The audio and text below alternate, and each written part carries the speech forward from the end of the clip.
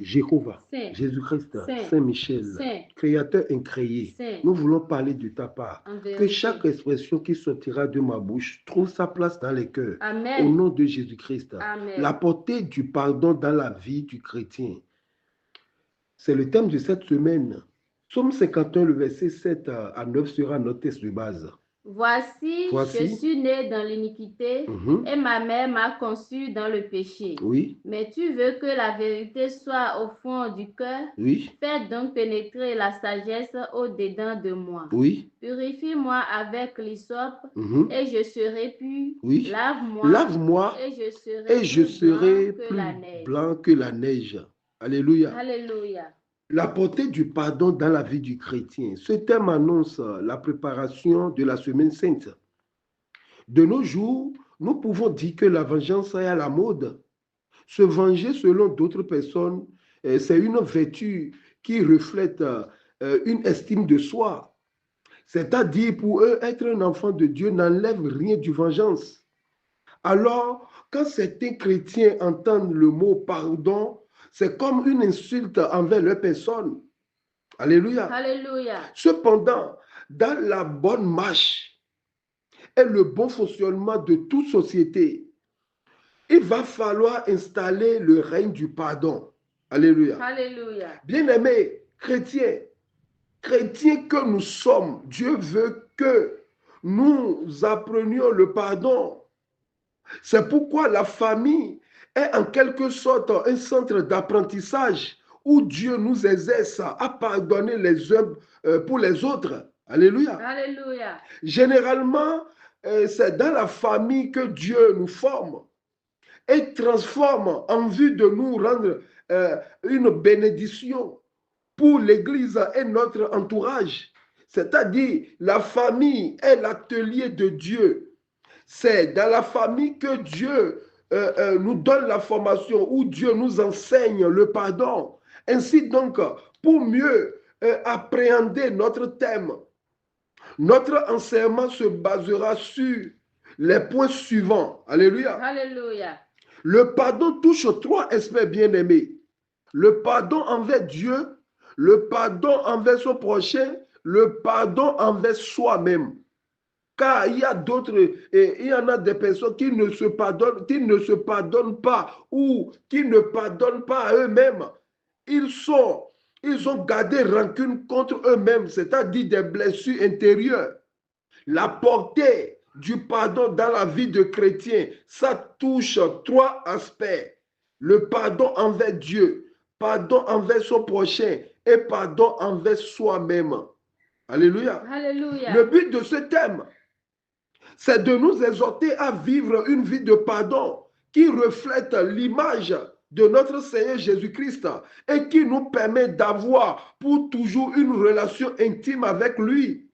Dans l'évangile selon Matthieu, Jésus-Christ même nous enseigne le pardon. Matthieu chapitre 6, le verset 12. Pardonne-nous nos offenses, comme nous aussi nous pardonnons à ceux qui nous ont offensés. Waouh, alléluia. Alléluia. Selon ce passage, Matthieu nous montre comment Jésus nous encourage à prier pour implorer le pardon divin, une sorte d'interpellation pour le pardon à autrui, comme Dieu nous pardonne aussi.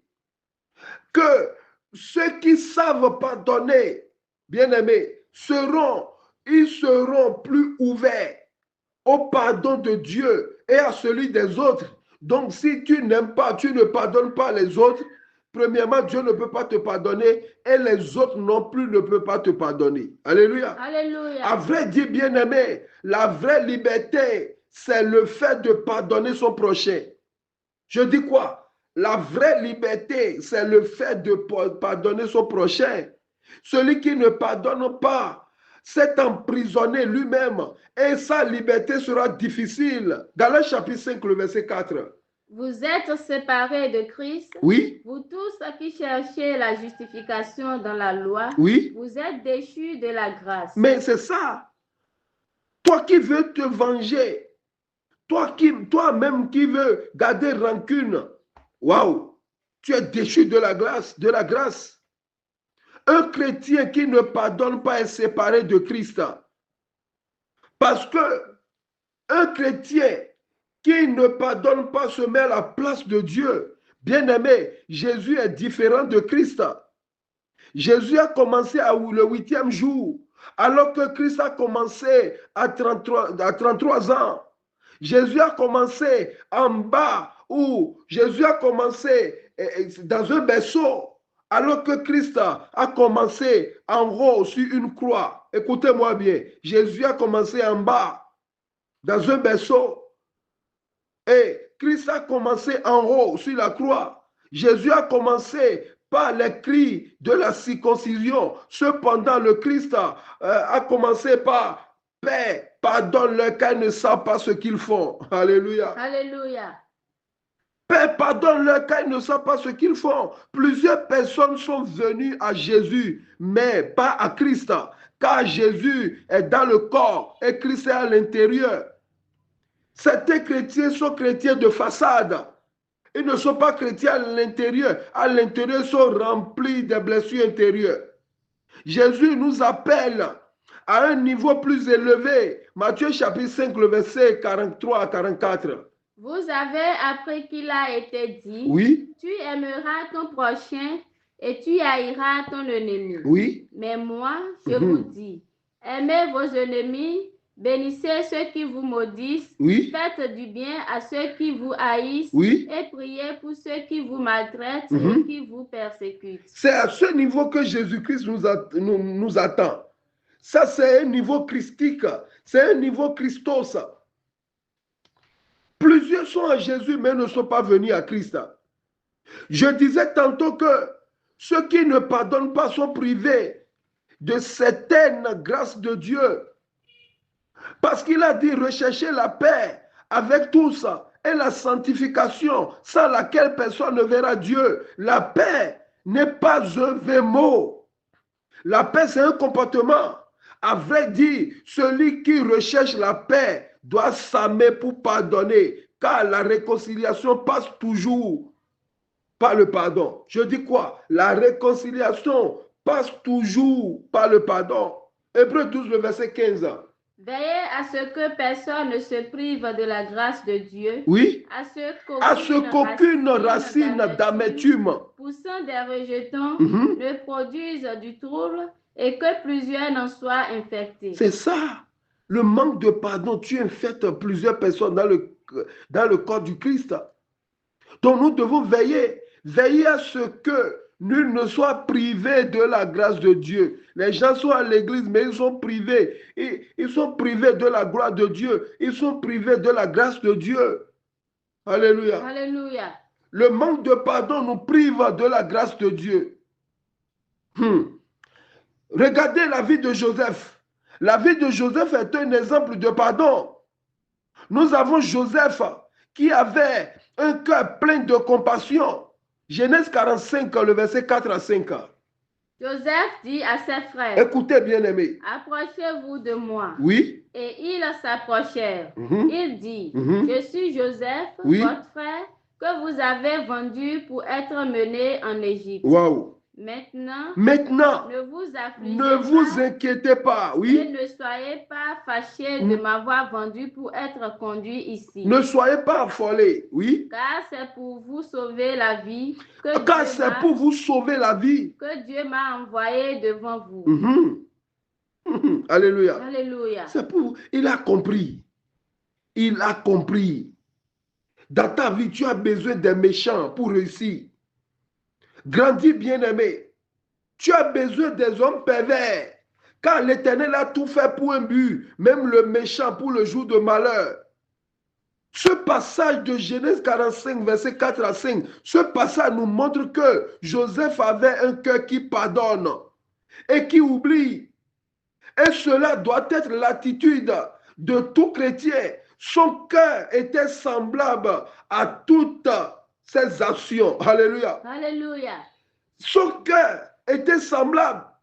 Et toutes ses actions étaient motivées par la compassion. Il pouvait décider de s'occuper uniquement de son père et tirer vengeance de ses frères qui l'avaient vendu. Mais cela n'a pas été le cas. Ta mère t'a fait quoi? Ton père t'a fait quoi? Et tu n'as jamais fait. Qui n'a jamais péché? Écoute le grand David, un roi selon le cœur de Dieu. Il a dit, voici, je suis né dans l'iniquité et ma mère m'a conçu dans le péché. Ça veut dire quoi? Tant que nous sommes restés dans le ventre d'un humain, le péché est déjà en nous. Et quand le péché est en nous, le péché aussi est dans les autres. Donc nous pouvons pécher mutuellement. Nous pouvons le piétiner mutuellement. Aujourd'hui, c'est le tour de l'autre. Demain peut être ton tour. Ma mère m'a conçu dans le péché. Car le père de David s'est déjà marié à ses enfants, mais il a découché. Et c'est là que David est né. Et c'est ce que la grâce a cherché encore. Dieu a laissé Saül, que sa mère s'est mariée à son père légalement. Dieu a laissé Saül pour venir s'attacher à qui? Pour venir s'attacher à David qui est né dans le péché. Bien-aimé, ne fais pas tes calculs dans le calcul de Dieu. Dieu veut que ça soit ainsi. Tu dois pardonner. Sans le pardon, tu ne peux pas atteindre ta destinée. Joseph pouvait même garder rancune et se plaindre constamment contre certaines personnes. Alléluia. Alléluia. Oui, écoutez bien aimé. Joseph pouvait garder rancune et se plaindre constamment comme certaines personnes le font aujourd'hui. Mais il a pardonné et manifesté de la compassion, c'est-à-dire de la compassion même pour ceux qui ont voulu du mal pour lui. Bien-aimé, celui qui pardonne se fait, ou celui qui ne pardonne pas se fait Dieu. Et celui qui pardonne laisse le jugement à Dieu. Alléluia. Alléluia. C'est-à-dire, celui qui pardonne est supérieur spirituellement que son adversaire. Celui qui pardonne se fait Dieu de celui qui l'a offensé. C'est le mot. Celui qui pardonne se fait Dieu. C'est-à-dire, il est supérieur à celui qui l'a offensé. D'autres voient que si je pardonne maintenant, on va dire que je suis bête. Non, tu n'es pas bête, tu es meilleur. Ce qui fait de Jésus-Christ notre Seigneur Sauveur, c'est le pardon. C'est parce qu'il a pardonné. Raison pourquoi sur la croix, les 7 paroles de Jésus sur la croix, la première parole, il dit, Père, pardonne-leur, car ils ne savent pas ce qu'ils font. Alléluia. Alléluia. Psaume 103, verset 14. Car il sait de quoi nous sommes formés.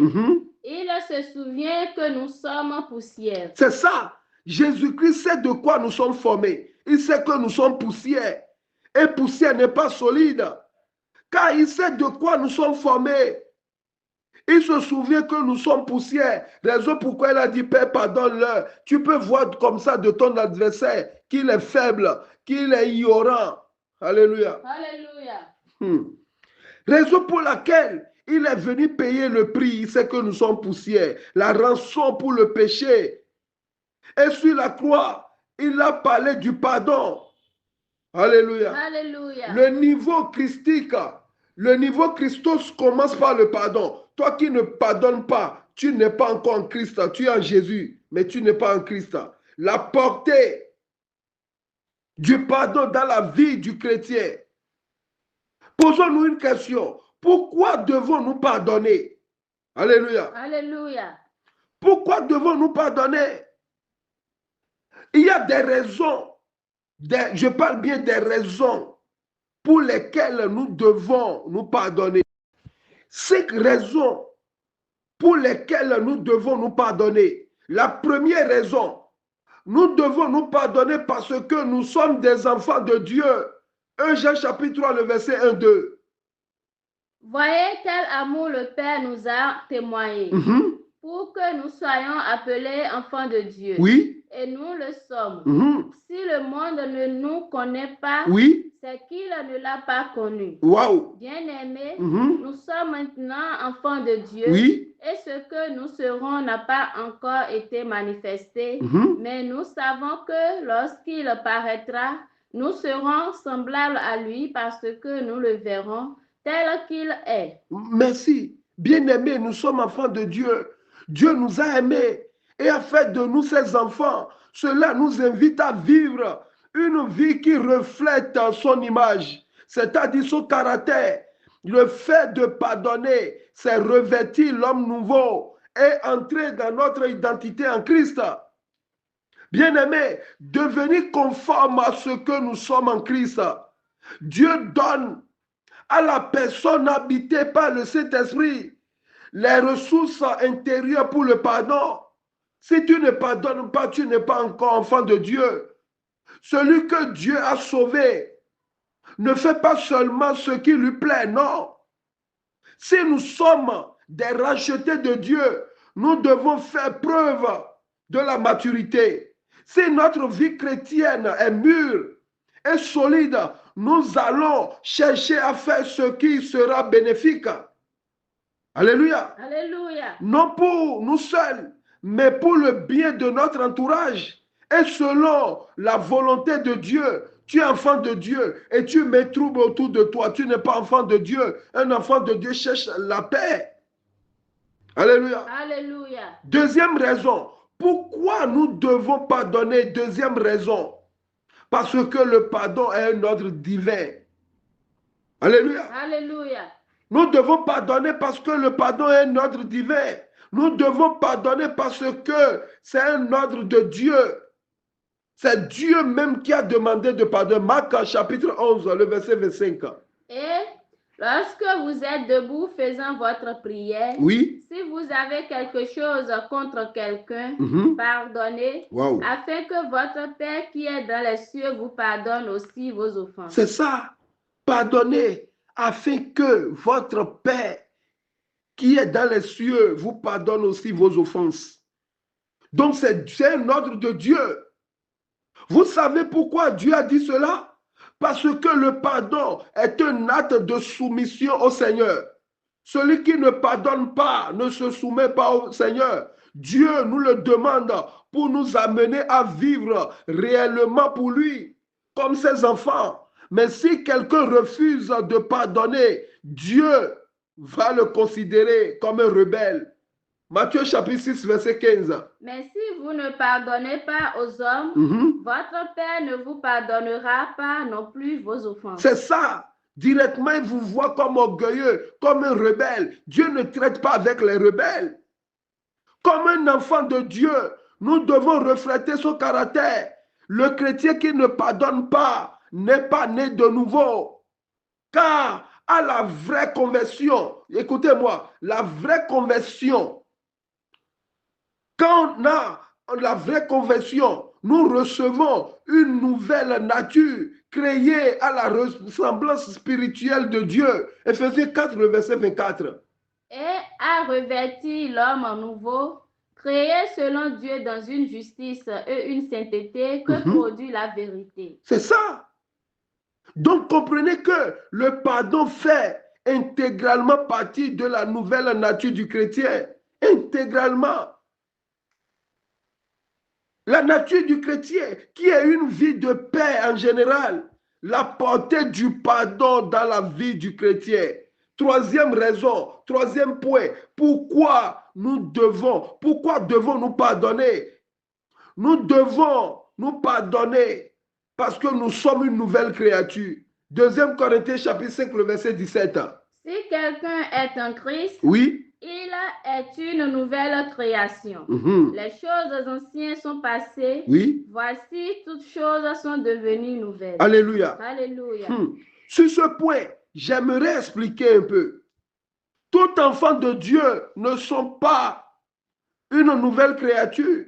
Oui, bien-aimé, on peut croire en Jésus-Christ. Cependant, l'intelligence n'est pas renouvelée. Un exemple, celui qui croit, mais qui donne foi à la sorcellerie. À chaque fois, il dit que ce sont les sorciers. À chaque fois, il dit que c'est la sorcellerie, c'est le diable. Celui-là n'est pas encore libre.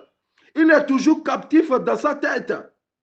La Bible nous dit que nous devons nous dépouiller du vieil homme et nous revêtir de l'homme nouveau. Un chrétien né de nouveau ne rend pas le mal par le mal. Si quelqu'un rend le mal par le mal, sachez que ce dernier n'est pas né de nouveau.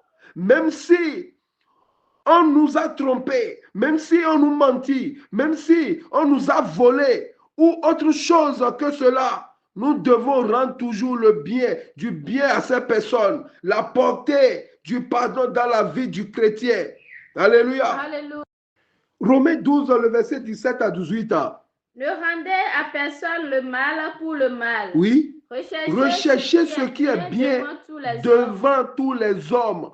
S'il est possible, autant que cela dépend de vous, soyez en paix avec tous les hommes. Soyez en paix avec tous les hommes. S'il est possible. Alléluia. Alléluia. Ça veut dire quoi? Si la personne dit que tu dois adorer un fétiche avant qu'il soit en paix avec, c'est plus possible. Tu le laisses. Nous sommes dans un pays laïque. Alléluia. Alléluia. Maintenant, quatrième point. Pourquoi devons-nous pardonner? On doit pardonner pour être pardonné. Matthieu 18, le verset 35. Nous devons pardonner pour être pardonnés. Je ne pardonne pas mon prochain parce qu'il est meilleur que moi, parce que je le dépasse. Non, je le pardonne parce qu'il y a plus à gagner qu'à perdre.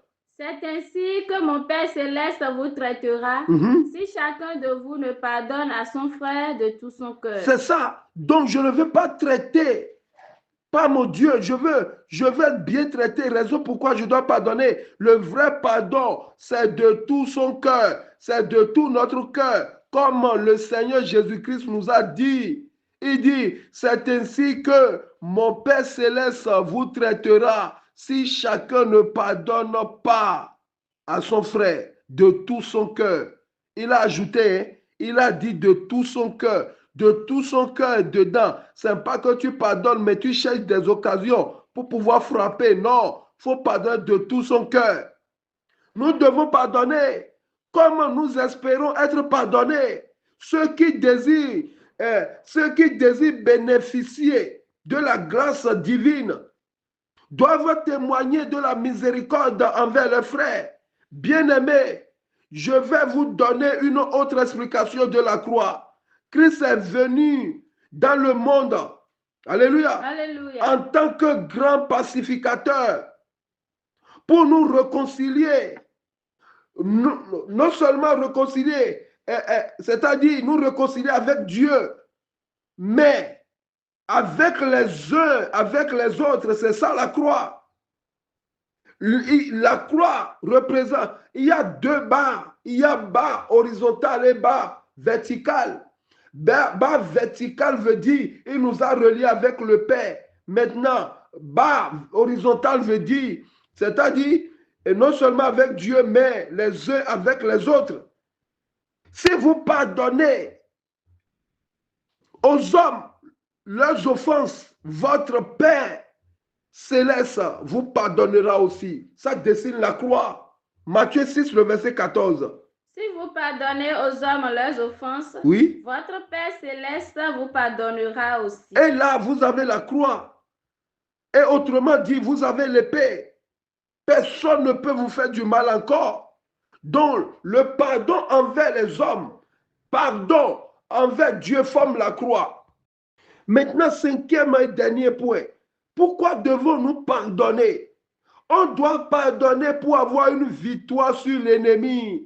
Romains 12, le verset 20 à 21. Mais si ton ennemi a faim, oui, donne-lui à manger. S'il a soif, donne-lui à boire. Wow. Car en agissant ainsi, tu amasseras des charbons ardents sur sa tête. Ne te laisse pas vaincre par le mal. Ne te laisse pas vaincre par le mal, mais surmonte le mal par le bien. C'est un grand secret. Au début du texte, tu vas croire que c'est la niaiserie. Non. C'est un grand secret. Si ton ennemi a faim, donne-lui à manger. C'est en faisant ça que tu amasses des charbons ardents sur ta tête. Ne te laisse pas vaincre par le mal, mais surmonte le mal et fais du bien. Nous savons bien que notre ennemi est le diable et ses convoitises trompeuses. Quand nous sommes offensés, nous devons comprendre que le non-pardon est un obstacle à nos prières et à la bénédiction de Dieu sur notre vie. Alors que le pardon va nous introduire dans une intimité nouvelle avec le Seigneur. Bien-aimé, le pardon rend nos prières efficaces. Et le pardon libère l'action de Dieu dans notre situation. Ne te laisse pas vaincre par le mal, écoute bien-aimé. Mais surmonte le mal par le bien. Tes parents t'ont fait du mal. Aujourd'hui, Dieu merci. Mais ne dis pas que parce qu'ils m'ont fait du mal, donc je vais les traiter ainsi. Non. S'ils ne t'avaient pas fait ce genre de choses, tu ne seras pas là où tu es aujourd'hui. Ne te laisse pas vaincre par le mal, mais surmonte le mal par le bien. Certains diront qu'ils ne peuvent pas pardonner. La question première n'est pas de pouvoir, mais de vouloir. C'est la puissance du Saint-Esprit qui nous rend le pouvoir. Est-ce que tu veux? Si tu veux pardonner, Dieu va te donner le pouvoir. Tu veux ou tu ne peux pas. Tu veux ou bien tu ne veux pas. Si tu veux, Dieu va te donner la puissance. Éphésiens 4, verset 26 à 27. Si vous vous mettez en colère, oui, ne péchez point, que le soleil ne se couche pas sur votre colère, oui, et ne donnez pas accès au diable. Ne pas pardonner, c'est donner accès au diable. À cause de nos pardons, d'autres sont malades. Église, tant que nous résistons à la décision de pardon, nous résistons à Dieu et il nous résiste aussi. Écoutez-moi, je dis quoi? Je répète. Tant que nous résistons à la décision de pardonner, nous résistons à Dieu et il nous résiste aussi. Alléluia. Alléluia. Maintenant, écoutez, quelques avantages attachés au pardon. Les avantages sont énormes, mais nous allons citer 7 avantages liés au pardon. Premier avantage, nous pourrons bénéficier du pardon de Dieu. Parce qu'il a dit, si vous pardonnez aux hommes leur offense, votre Père Céleste vous pardonnera aussi. Dans Matthieu 6, le verset 14. Donc, premier avantage, c'est que nous pourrons bénéficier du pardon de Dieu. Deuxième avantage, le pardon nous donne la victoire sur les ennemis. Le pardon est une source de puissance pour détruire les œuvres du diable. Le pardon efface toutes les mauvaises influences, nous libère des chaînes de l'amertume et de l'orgueil. Celui qui ne pardonne pas est orgueilleux. Alléluia. Alléluia. Troisième avantage, le pardon amène les ossements de nos prières. Alléluia. Alléluia. Quatrième avantage, le pardon cultive l'esprit d'union. Le pardon est un sol dans lequel de nombreux fruits spirituels et de nombreuses bénédictions sont cultivées. Waouh! Cinquième bénéfice, cinquième avantage, le pardon affirme l'amour. Oui. Je vous donne un commandement nouveau, a dit notre Seigneur. Jean 13, le verset 34. Je vous donne un commandement nouveau. Aimez-vous les uns les autres comme je vous ai aimé. Vous aussi. Aimez-vous les uns les autres. C'est ça. Donc le pardon affirme l'amour. Sixième avantage, le pardon procure la paix. Septième avantage, le pardon rend la vie de la famille meilleure. Mari et femme, patron et apprenti, chargé fidèle. Vous voulez être meilleur, pardonnez-vous. Sinon, les inconvénients ne seront pas loin. Waouh! Le refus du pardon a des inconvénients, bien-aimés. Écoutez les 3 inconvénients les plus dangereux du refus du pardon. Il y a plusieurs inconvénients, mais écoutez les 3 inconvénients les plus dangereux du refus du pardon. Alléluia. Alléluia. Premier inconvénient dangereux, on est exposé à tout genre de péché. Celui qui ne pardonne pas son prochain est exposé à tout genre de péché. 1 Pierre chapitre 5, le verset 7. Et déchargez-vous sur lui de tous vos soucis, car lui-même prend soin de vous. Waouh! Il prend soin de nous. Donc celui qui ne pardonne pas, celui qui n'obéit pas à Dieu, mais lui, il est ouvert maintenant à tout péché. Alléluia. Alléluia. Tu es exposé. Ne pas pardonner te rend exposé. Le verset 8. Soyez sobre Soyez sobre. Veillez. Votre adversaire, le diable, rôde comme un lion rugissant. Cherchant qu'il dévora. Cherchant qu'il dévorait. Alléluia. C'est-à-dire, celui qui ne pardonne pas ne veille pas. Il invite le diable et il sera dévoré. C'est ça, le manque de pardon nous rend exposés à tout genre de péché. Qui te dit que tu es meilleur plus que l'autre? Ce qu'il a fait toi-même, tu peux faire dans des moments donnés. Donc, dans ce cas, sois prudent, veille. Deuxième inconvénient, plus dangereux, c'est quoi? Le refus de pardon peut nous détruire. Ça amène la tension, ça amène l'AVC, l'hémorragie cérébrale, etc.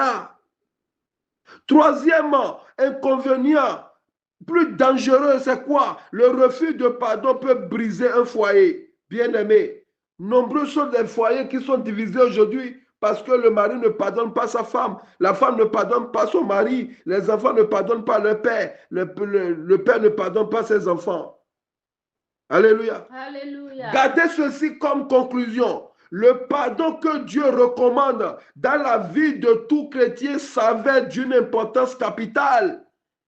Ce n'est pas quelque chose à prendre à la légère.